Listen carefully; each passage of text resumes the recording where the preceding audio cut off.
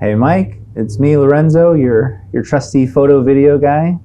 So I've got you here today and just want to ask you some questions about soil, seed, and water and compost and fertilizer. Just get some of this stuff sorted out in my head. Thanks for taking the time to do this with me. I think this is important because we want to share what we have, and this is a great format to do it. And you're the guy who does it the best, and glad to sit down and have this discussion with you.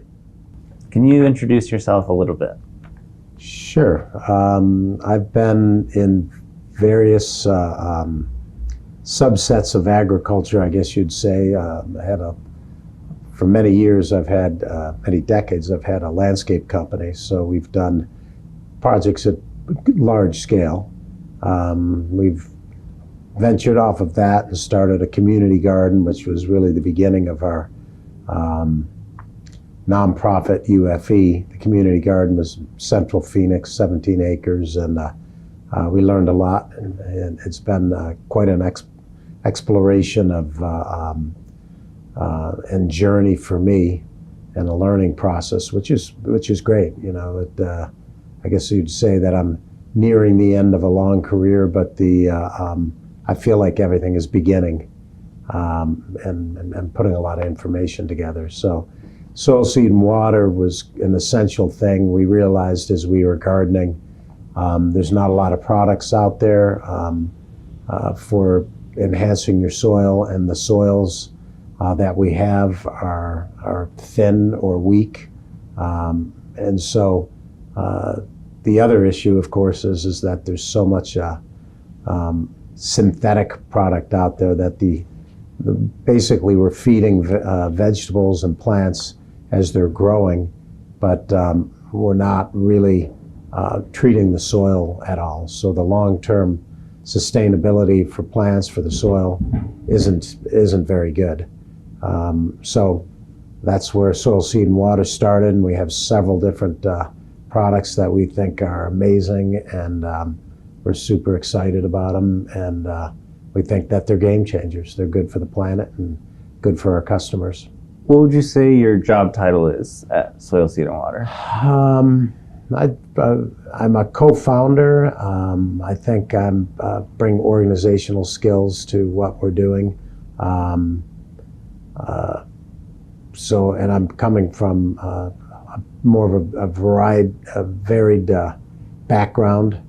And so when we're at Soil, Seed, and Water, I'm handling a lot of the business end of things, but also some of our direction and our product development with my partner, Dan, who handles a lot of the logistics in the field. And Soil, Seed, and Water, that's about composting, is that right? I would say soil, seed, and water. It literally is about all three: soil, seed, and water. But it starts really with the compost process. We're composting dairy manures at this time, and then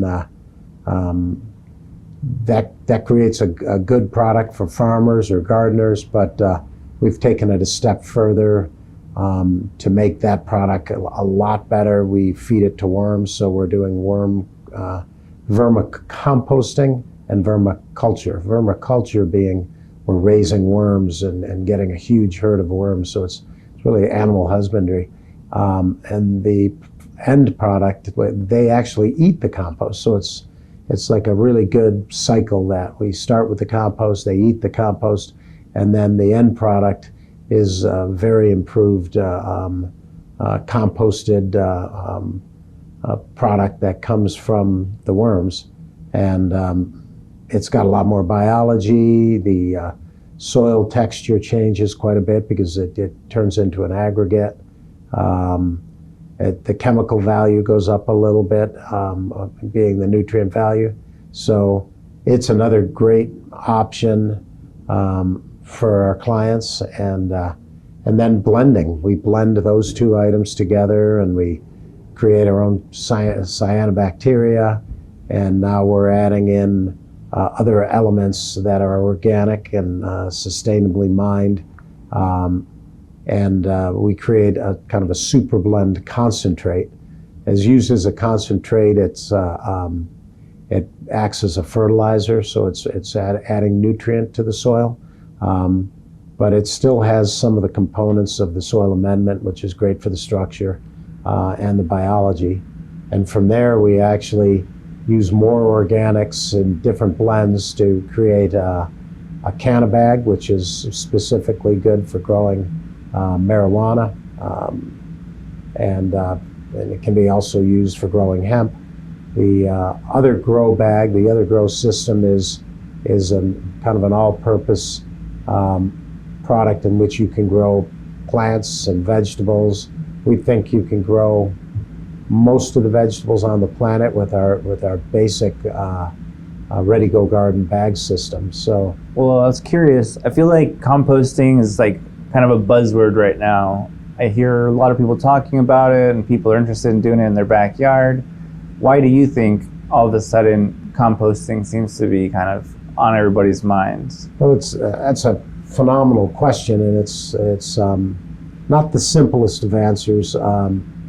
We compost, that's one of the, and I've used it in my whole career, but it's needed more now than it's ever been needed. The concept of composting is great because it's part of regenerative agriculture. We're taking things from the waste stream. So we're taking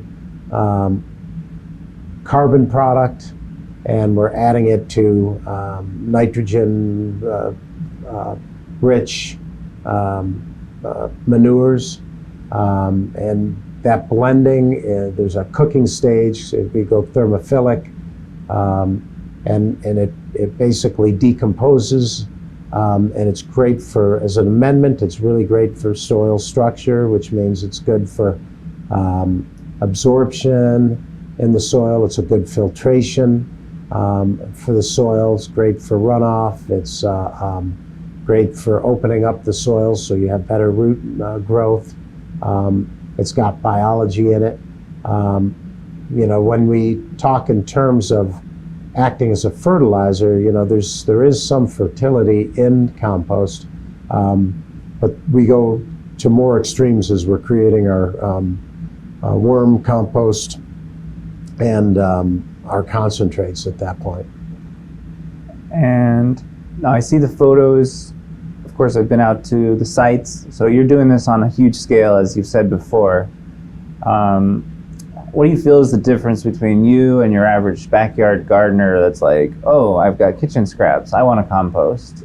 That's a great question, because we have a nonprofit urban farming education in which most people are small scale. It's urban farming is literally working in an urban environment, which is where most people live nowadays, and we're growing in small spaces, so we need improved soils to do it. We need kind of a step up, and that's where compost comes in, and variation products that we have come in to help grow on that small scale. So people in a city environment, they won't expect to have good dirt for growing. Is that the case? I would say so. I mean, a lot of the city is paved over. A lot of the gardens, you're putting gardens on top of concrete or soils that have been kind of ruined over time. And we create grow bags and soils that you can put into containers or into planters. Or if you do have some soil to work with, you can amend that soil by using our stuff and top dressing and growing more conventionally. I'm still trying to wrap my head around this all, but it seems kind of like there's the terrible soil that exists, and then what you're doing is kind of this boutique, almost bespoke product. And then somewhere in the middle, maybe in the past, I would have just said, oh, I'm going to go to a big box hardware store, and that's where I get my soil. How does this all fit in of the scale of what's the best for a grower? Yeah, so you hear a lot about composting, and composting can be a variety of what we call feedstocks. So you can have composted chicken, composted dairy, composted just wood chips. Each compost has its own carbon to nitrogen ratio. So if you're literally just composting wood chips and paper products, things like that, you've got a very high carbon content, but you don't have much biology or much nutrition in it. What we're doing is kind of a combination. We start with a strong dairy compost, which we think is one of the best feedstocks, but then we'll blend in several other feedstocks, including other chicken compost and also bringing in carbon. On a small scale, a homeowner has to, the idea of what we do in composting is using things that are readily available in the waste stream. So if you are a school and you've got excess paper, you shred the paper. That can be used as you're doing some permaculture. You're putting that in. And that's carbon? As you're blending, that's acts as a carbon source. All of these things are kind of a recipe for how you work with it. And that's been the fascinating part for me, is understanding that it's not really one size fits all, but instead of using synthetics you're putting in and the uptake is going directly to the plant while you're growing, but it's really doing nothing for the soil itself. What do you mean by synthetics? Synthetics would be more petroleum-based products that are not necessarily natural or organic, that they're using, and you're putting it into the water, or you're putting it into the soil, on top of the soil, during the growth cycle. That doesn't even sound right. How could there be petroleum product on stuff that we're eating? You're talking about like fuel? And that's another great question. I don't know. I believe that everything we have in our waste stream should be composted. I think that creates an ecological balance for everything we do. Right now, things in the waste stream are just debris, or they're potential toxic messes. They're things we have to landfill or have to deal with. And so it's much better if we take everything that we've created and made a mess out of and turning it into a really useful product. You alluded to, different soils out there. And a lot of times you have nutrient void soils and biologically void soils in areas that were over excavated, or urban areas are quite that way. And what we're doing with the composting is we're taking what is dirt, which is basically inert. You wouldn't call it a soil. It's just inert. It has no living materials in there, and it's really not something that can give nutrition to your plants. So we're adding that back in, but we're not just adding it back in the short run like you would with a synthetic fertilizer, a short, which is just a short solution.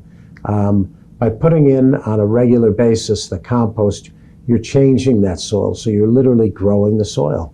And that's kind of exciting, because when you're done, instead of 10 years after farming and stripping the soil, 10 years of doing this organically, you're actually improving that soil. So the improving of the soil means you're needing less water, less fertilizers. Now, there may not be logistically enough compost in an area. Let's say we're in big farms and there's just not enough composted material available. Transportation starts getting pretty high when you're talking about moving so much bulk. So I don't think we're ever going to necessarily eliminate all fertilizers. I think fertilizers could be organic, but these synthetics in the past have been more cost effective. Right now, pricing on synthetics has gone through the roof, which is coming back to why using natural methods are better.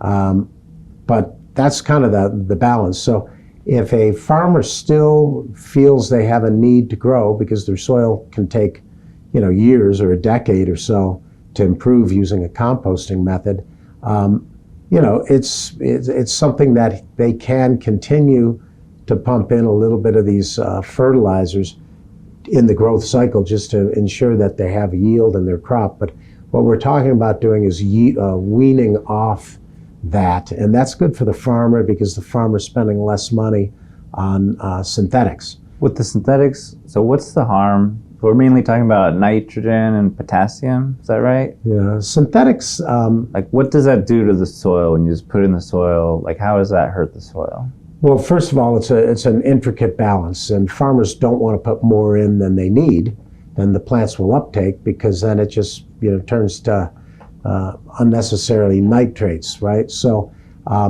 if you really look at compost, what's cool is that we have macro and secondary macro and micronutrients. So we have a full panel of nutrients. On top of that, compost has biology. So a handful of our biology has billion or billions of microbes in it, whereas a synthetic fertilizer doesn't have any of the biology, and it usually is targeted to just giving you primary nutrients. Sometimes you'll use a blend. A farmer will use a blend. He'll know his soil needs one particular element or two, and so he's adding that to it. But you're not getting that full plant panel. What you are doing is getting immediate nutrient to the plant. Tough to gauge, and sometimes you're using like a very powerful nitrogen, and you might only use 40, 50, 60% of it, and then the rest of that, it just becomes a pollutant. It's not going to be available during your next crop rotation. So again, what we're talking about is just in some ways we're changing slowly the system being used. In some instances, if you're literally trying to grow an organic vegetable, then you have to use our system. You can't use these synthetics. You can't spray pesticides and that kind of thing. And that's another advantage of compost. It really acts as a filter. It suppresses weed growth. When you talk about biology in the soil, are you saying, do plants want to eat that biology? Like, what does that do to have biology in the dirt? What the biology is doing is it's an active worker. So it's basically tilling your soil. It's opening it up. That biology is moving nutrient. So between water, again, that's part of the name, right? Soil, seed, and water. Between the water and the biology, you're moving nutrients to the plants. The biology is bacteria. It's advanced bacteria, Mytisma. It's also fungus. So fungus will help bulk the sheath of the roots. It helps with root growth. And so that's what your microbes is really doing, is really helping those roots. It's helping getting the nutrient to the roots, so you have a much better uptake. The uptake of a synthetic is very low percentage, 10% or less. The uptake using organics, is pushing 70, 80, 90%. So it really does make a big difference in how it goes down. But again, the economics of farming, the farmer, is in a hard place to really test what he's doing and coming up with a combination. But farmers that have been in it for generations, they have a particular passion about their soil, and they, I think, overall understand that they are stewards to that soil, and if they want to pass this down to their children or grow better products, then this is a better way to grow. All right, so going back to me, the beginner, the novice, recently on our YouTube, we posted that video showing my first time growing flowers. Oh, yeah. So that was an experience. So I was told that my dirt would basically be worthless, and so I needed to add stuff to it. So just where does a person begin without having this, 30 years of experience working with this stuff like you do? How do I know?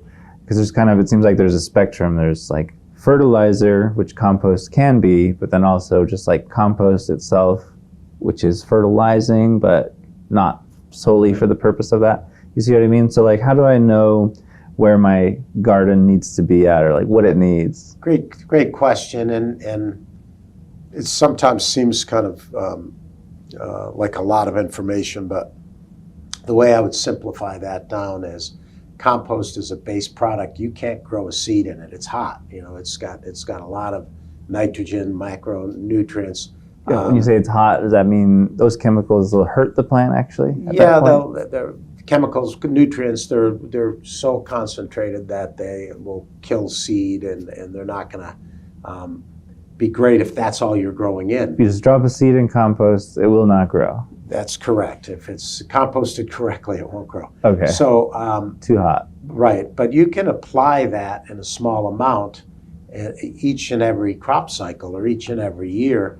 And what ends up happening is the water will take those nutrients and bring it down and saturate it in. And over a period of time, you're literally adding fertility, biology, and you're changing the soil structure. The plants you're growing also, a lot of times you'll leave some of that root mass in from a crop when you're done. And that breaks down as well and creates a carbon. That's, again, another kind of delicate balance. But for the average person to know, compost is something that helps the soil. It's an amendment to the soil. So you're changing your physical soil. It's a slower release when it comes to any kind of fertility. So it may not immediately or initially be enough to grow like the biggest plant or the biggest yield. So that's why sometimes during your 90 or 120 day cycle of that plant, there may be a time or two that you want to add a little more concentrate or a little more fertilizer to it. But over a period of time, you're changing that soil to the point where it does have enough fertility on its own. So I would say the compost is one thing. When we want to grow in a container or our bag system, our ready-go bag system, whether it's for hemp or marijuana, or if it's for trees and plants and shrubs, they all require a little bit something different. Most of your landscape material is more heavily carbon. There's a little bit of fertility in it. When you're going to a cannabis, you're looking for a hotter product. So you've got a little bit more of the nutrients and the balance, the carbon to nitrogen balance is different. So what comes to mind is just, looking at my dirt and being kind of clueless. I hear compost is good. I hear fertilizer is good. I hear the dirt here is bad. How do I begin? Okay, how does somebody like me know what their soil actually needs to get going? You can always take samples, go to a lab and check it out, but for the most part, we know the average Arizona soil is high alkaline. If it's in an urban area, it's probably compacted. It hasn't had cover crops on it probably in years. It's got possibly heavy metals from being in a city. So it's got some issues. So you can take soil to the lab? We're like CSI type thing? Well, we go to a U.S. Compost Council lab that we work closely with on all of our products. So at Soil, Seed, and Water, we compost at a large scale, but we're very consistent with our product. We have the best inputs, the best feedstock. We have really expensive machinery, the way we apply our water, the way we measure everything. So we're creating products that we know work. You're asking how can you best use your soil? Our products would definitely work for you. I'd say the least expensive way into this is with compost, spreading it or mixing it in with your dirt. If you're actually trying to create a planter or containers and at that point you want to grow within that, then using our grow bags or our grow system soils is better. So we're taking compost, we're adding concentrate, different other composted products, but also organic minerals and a variety of different products, and we're creating those concentrates. We mix those with more, again, pretty much clean wood fibers, and that creates something that's very growable. The wood fibers, is that like mulch? It can be a composted wood mulch or even a green waste. It can be, anything that's a carbon source that's been ground down. And that's part of why compost is so important, is because it's broken down. If you have big chunks of material, it's not helping you whatsoever. Let's say tree branches and things like that, because the benefits of the decomposing products happen once it's been broken down quite a bit. So when we're tilling, we're going through that process. When we're heating the product and we're blending it, adding water and oxygen, it's going through a natural process, and that's how you get a good quality product, a compost product. All of that sounds very complicated, but then when I see my friends talk about it, they're just throwing their kitchen scraps in a bucket in their backyard, and it stinks up a corner of the backyard, and they're like, we got compost. Yeah, Does that check out? I probably for several years was not a big advocate of backyard composting, and with our nonprofit, I realized, however, that not everybody has the money or the resources to get our product, and it's hard to pick and choose, and plus people want to be environmentally sound, and they don't want to throw their stuff into landfills, and they know it can work. So through our nonprofit UFE, we've explored different methods and ways of actually composting a variety of different feedstocks. So where do you see people go wrong with their backyard composting? There's a lot of ways to go wrong. One of the things is that your products, your waste products, can have pathogens. They can have seed pathogens. So like my food scraps? Sure, they can have pathogens as well. Food scraps by themselves are going to attract insects and bees, so we kind of like to fold them in with our compost so that they're in the pile with the manure on top. You're not going to get the same kind of varmints and bugs in there. So another thing with food scraps you can do, there's a lot of little techniques, but if you break the food scraps down, chop them up with a knife, or put them in the food processor, they're going to break down much faster. But you want those to, be blended. So it all comes down to this whole recipe thing, and that's the trick. That's why it's tougher for a backyard composter. He may not have access to a lot of different products, but because their compost would come out different every time because they're always putting in different stuff, right? Right, but there's a method and a process they can follow. It's a lot easier just to know where you can get good product and buy it and use it. But if you want to do your own thing, then it's a learning curve, a little bit of a learning curve. And so I think a lot of people go wrong is that there's three elements in composting anything. One is the chemical or the nutrient value, and then another is the biology, and the third is physical. So when you're composting, you definitely want to have a bulking agent in there for both holding moisture, but also for drainage. So if you don't have the right drainage, your soil is going to start to smell, and it's going to start to go anaerobic on you, and then it's no good for you or for your plants. Is compost just stinky in general? Is that something to be expected? No, manures are stinky, and a lot of your feedstocks are. And if you're not properly composting, which means you're breaking them down, you're adding oxygen, you're adding the right amount of moisture, and you're going through this whole thermophilic chemical change, then yes, you could end up with stuff that's not usable for you. But again, that's the advantage if you're buying, from a manufacturer like us, is that we're more consistent with what we're using. So it's a trade-off. How much do you want to learn? And it's I would say best case if you're coming from nowhere. That's a very hit and miss situation. We do help people who want to do that, but it takes trial and error. So somebody could just give Soil, Seed, and Water a call, and you would walk them through what they might need or what they Sure, I think best. our website's kind of explanatory, but Again, compost is your cheapest way into the game. It's a great way to amend your existing soils. You can use it as a top dressing around your plants, so it's a cool thing to have. Your next level is if you're actually growing in containers and or a bag or in planters, and you're not interested in using any of your soil because you don't trust your soil. You don't know if you have pathogens or heavy metals and that kind of thing. So in that case, you're going to buy more of a grow system. And that grow bag is something that we manufacture, and that's pretty handy.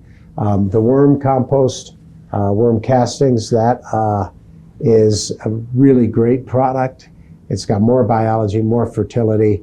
It's just, higher cost, but again, that can be used. You can make teas out of it and use it as to spray on as your plants as a foliar. Keeps the bugs away a little bit, and it helps the plant tissue. Or you can put it in with your soil. You can put it in dry with your soil and water it in, and it really adds fertility to what you're doing. So it's another product we have.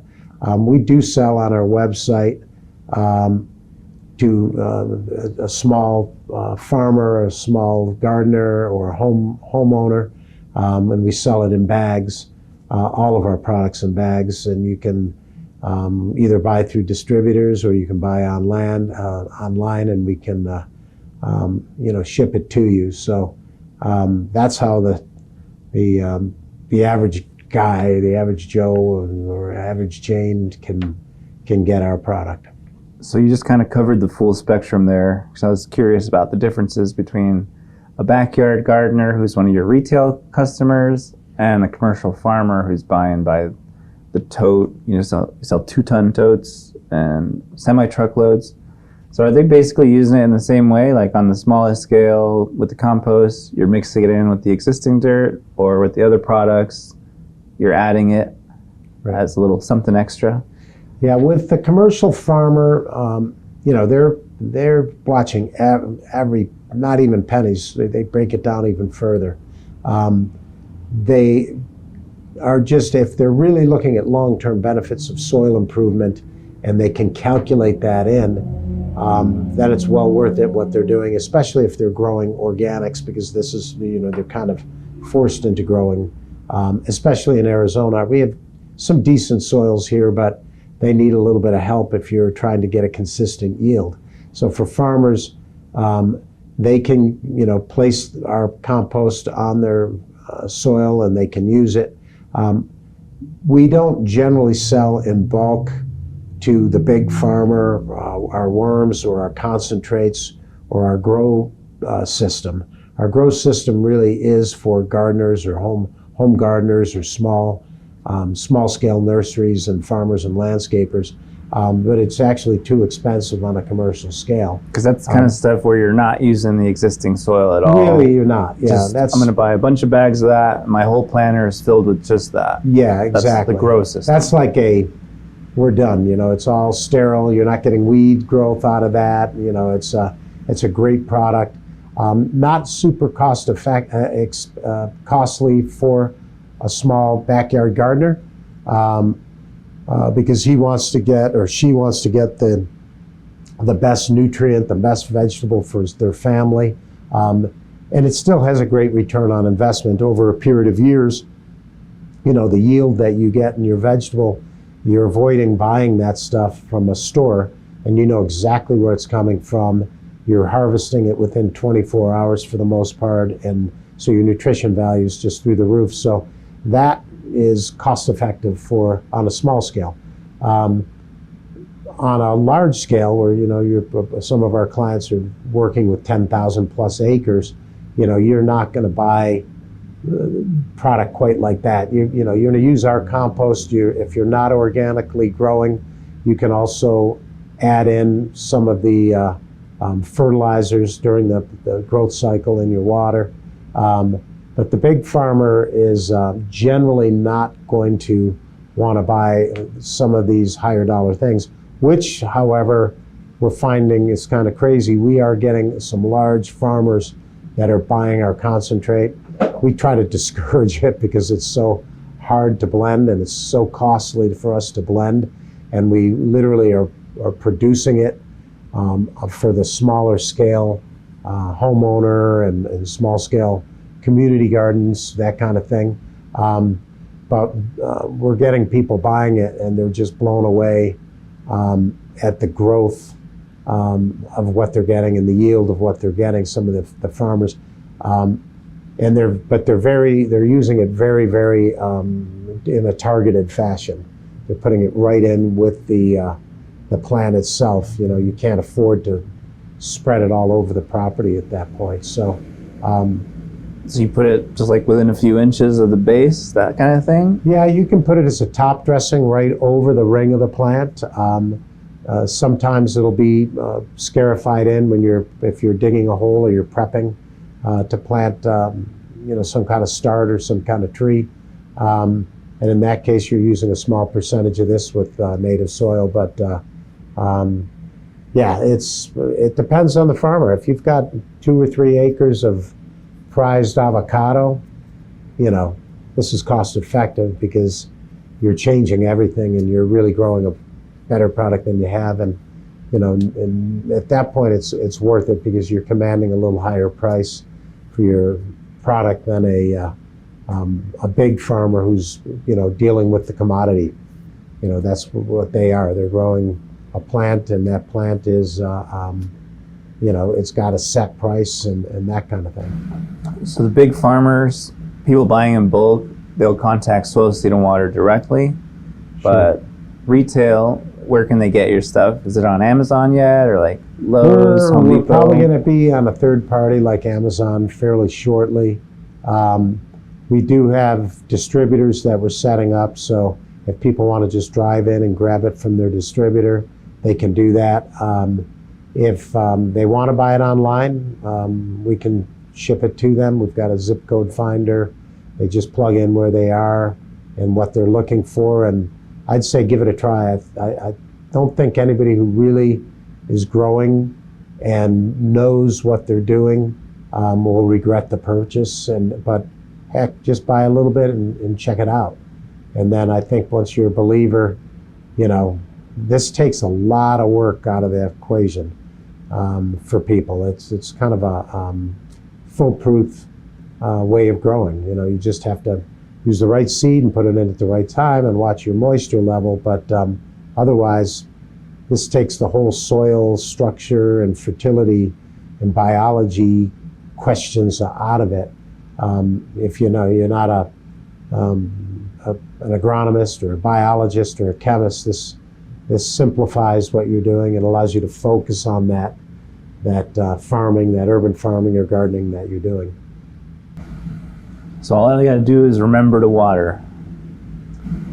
Put your seeds down at the right time. Remember to water. There's a little bit. That's pretty much my experience level. Yeah, it's a different. It's an easier threshold to hit. That's good. Yeah, because it is intimidating realizing how in depth people get into soil. Oh yeah. And a lot of people in their backyard, they've, like you said, trial and error. They've been doing it themselves, but I think that definitely intimidates the newcomer. So it's good to know that, I could just make a phone call and my garden bed's going to have the right stuff in it. Yeah, and they can work on that over time. Let's say they start with our compost or they start with our grow bag, but they still want to use their own stuff at home. Well, you can play with that. You can use ours as a base and start mixing in some of the stuff you've got out of your kitchen. We recommend you're not using dairy products or waste from meats. That really does attract bugs. It makes it even harder. I'm not saying that it can't be done, but it's easier if you don't. And then you watch some of the products. Composting citrus, for instance, is pretty acidic, and so you don't add things like that to it. But otherwise, some of your leaves and your branches, if you cut them up and you compost those and you're adding to it stuff out of the kitchen. Maybe you're blending in a tiny bit of other stuff like our compost. You're blending in with it, and you're taking your time to do it. You're going to start really getting rich soils. If you can add some worms to that, now you're changing the ecosystem in your little yard, your little your little part of the world, and it's just amazing what you can grow. And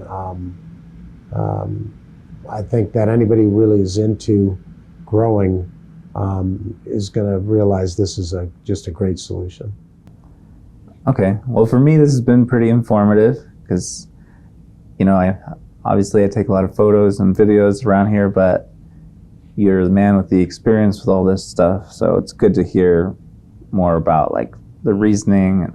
Because even for me, sometimes I see all these different products that you have, and I'm just like, I know they're all going to help me grow, but I don't really know the difference. So, yeah, from our standpoint, I think it's taken like a career, a lifetime, not just mine, with several other people, and we're explorers here. We read everything. We've gone to so many competitors and talked to biologists and chemists and farmers and agronomists, and I'm a believer. That's why we're passionate. I think it's really important for the environment.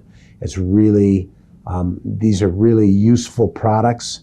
I know that because I was a user of products for years as a landscaper, but actually as a nursery owner and as an urban farmer, growing things.